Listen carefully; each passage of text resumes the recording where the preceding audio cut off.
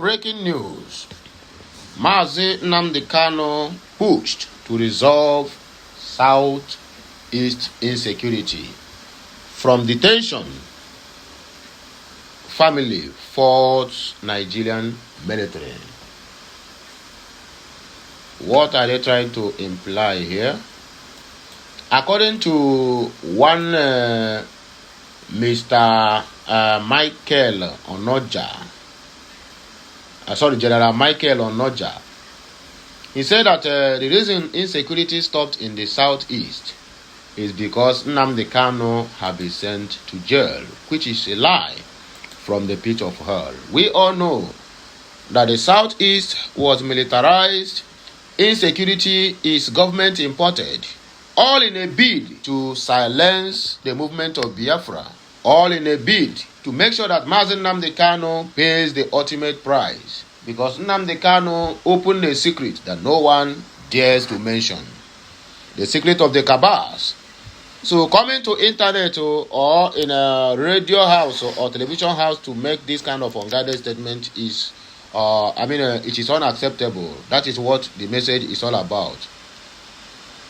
They sent Mazi Nnamdi Kanu to jail and reduced the insecurity because to them, that is the reason why they imported the insecurity in the first place, to make sure that Nnamdi Kanu is being sentenced to death or to life imprisonment, which they later succeeded. But let me not dwell on what hearsay. Let me read the articles before me here so that my listeners will understand the reason why we are here at this point in time.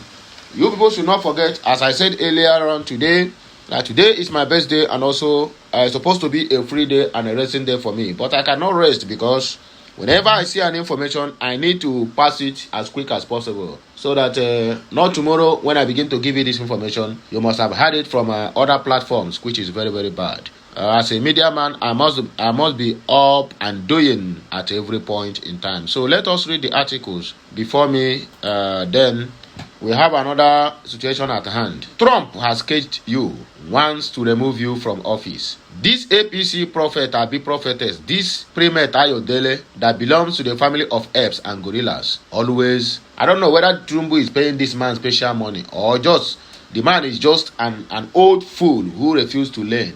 Anyway, that is a story we are going to treat when we come back. One of the reasons why Mazi Nnamdi Kanu is where he is today is this man here. Wike says he will be buried politically if similarly Fubara secures second term. This is just the beginning of their end. They never see anything. Nyesom Wike will crawl on his knees to beg the Igbos and Biafrans to accept him back, and by then it is too late for him. Terrorists don't kill over 42 people, reportedly abduct students of the same school again. Nigerian government and Islamic terrorist states. What game are you people playing with our children? This is unacceptable. Please relax while we give you the rest of the news, and I'm sure you are going to enjoy all of the bit of it. And as you are watching, please like, share, comment, or please subscribe. Follow us on all our social media handles. And my God must surely follow you to settle all the problems that have been disturbing you in all these years. Just believe me, 2026 is going to be a different ball game. Please relax and enjoy the rest of the news. Thanks for watching in advance.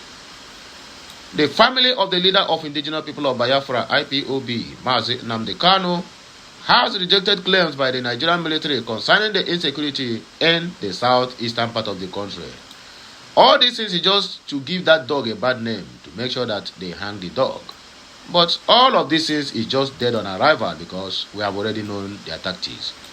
A statement issued on behalf of Oku Kanu family by Prince Emmanuel Kanu faulted Director of Defense Media Operations, Major General Michael Onoja, for blaming the insecurity in the zone on Nnamdi Kanu and indigenous people of Biafra, IPOB. Onoja had at the press briefing noted that the security situation in the southeast has improved since Kanu's imprisonment.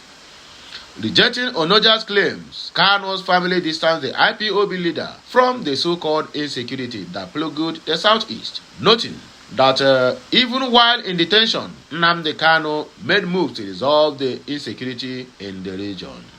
The family insisted that rather than Kanu and IPOB, the military and other state security agencies were actually behind the violence and bloodshed in the southeast. The statement said, "The Nigerian military cannot whitewash history. Their hands are too soaked in blood." Major General Michael Onoja's recent claim that security has improved in the southeast because of the imprisonment of Mazi Nnamdi Kanu is not merely false. It is a cynical rewriting of history and an insult to every life destroyed by the state violence in the so-called Nigeria as a country. Does it mean Onoja doesn't know that it was Mazi Nnamdi Kanu through handwritten note and repeated statements in court calling for calm that calmed the fears? No, they will not tell you this. The Nigerian military turned peaceful unarmed citizens into targets. The records are available in all social media handles. Nkpo massacre, peaceful mourners and demonstrators were gunned down. Amnesty International documented this. National High School Aba, unarmed young Judaic worshippers at a prayer meeting were rounded up and pied instanta.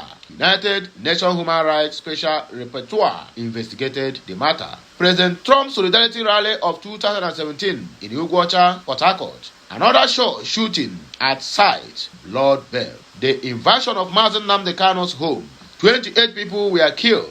A family shattered, parents traumatized into early graves. These are not concocted stories. They are documented atrocities. No amount of British crafted spin, Abuja propaganda, or military chest beating can erase the facts. Biafrans were killed long before they demanded self-determination, and they were killed precisely because they demanded dignity, the statement added.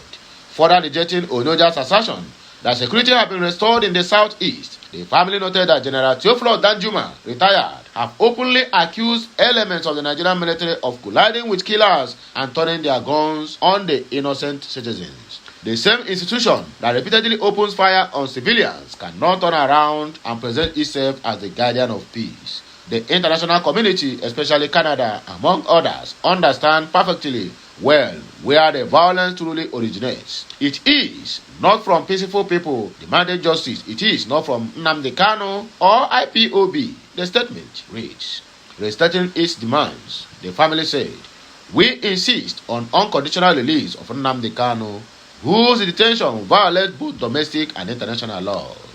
Independent investigations into massacres carried out by the Nigerian military across the Federation, an end to the deliberate criminalization of peaceful political expression in the southeast. Until Nigeria confronts its own crimes, no military press conference will restore legitimacy." Trump has caged you, wants to remove you from office. Primate Ayodele warns Bola Ahmed Tinubu. The leader of the Evangelical Spiritual Church, Primate Ayodele Elijah, has warned President Bola Ahmed Tinubu that U.S. President Donald Trump is plotting to remove him from office. In a statement signed by his media aide, Osho Oluwatosin, Ayodele made it known that the U.S. President has caged Tinubu and his plan to ultimately say that he is removed from office. He stated that the support the U.S. is giving Nigeria to fight insecurity is only to find ways to penetrate the government. Trump is adamant to remove Tinubu. America will be part of those who will be against Tinubu. You may not see it as I am being shown, and that's why I am saying Trump is after removing Bola Ahmed Tinubu. That is it and nothing more, the cleric said.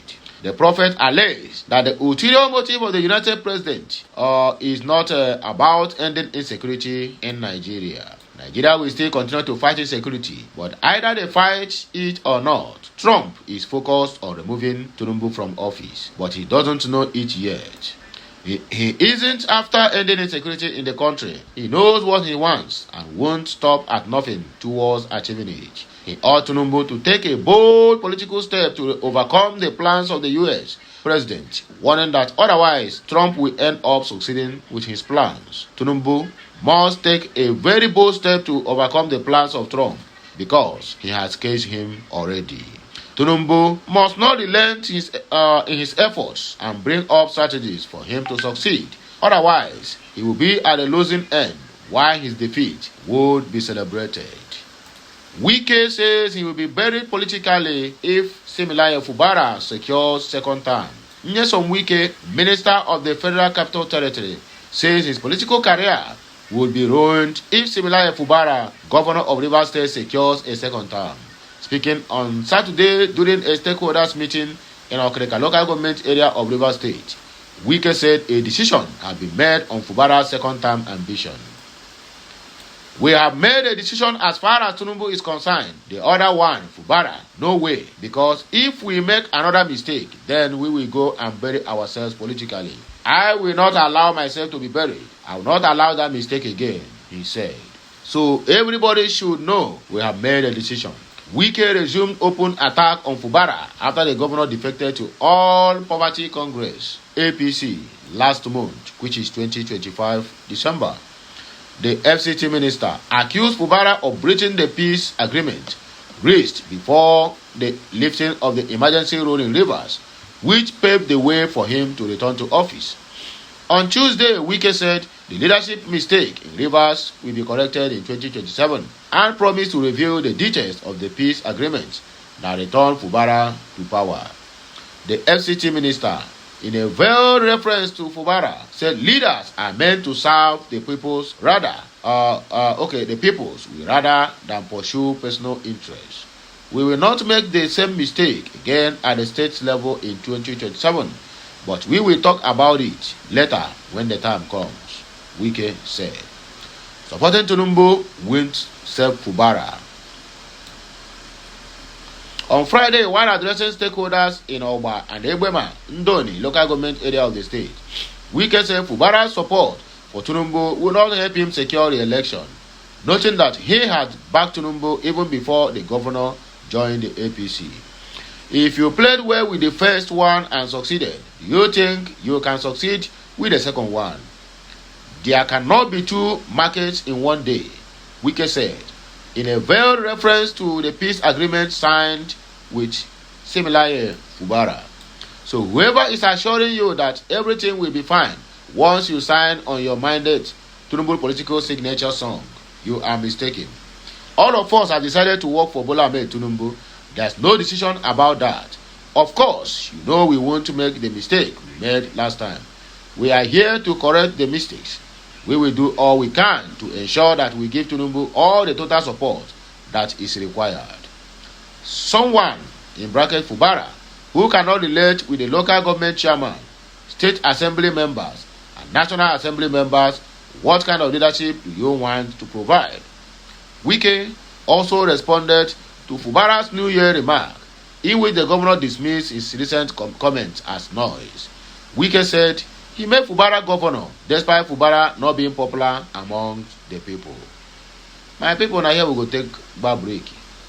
More of these videos will come again maybe tomorrow or later, as the case may be. Just help me to circulate this message. It is very, very important and very, very vital. Okay. Until I come your way again, have a nice day. And may the good Lord continue to bless us all. Amen and amen.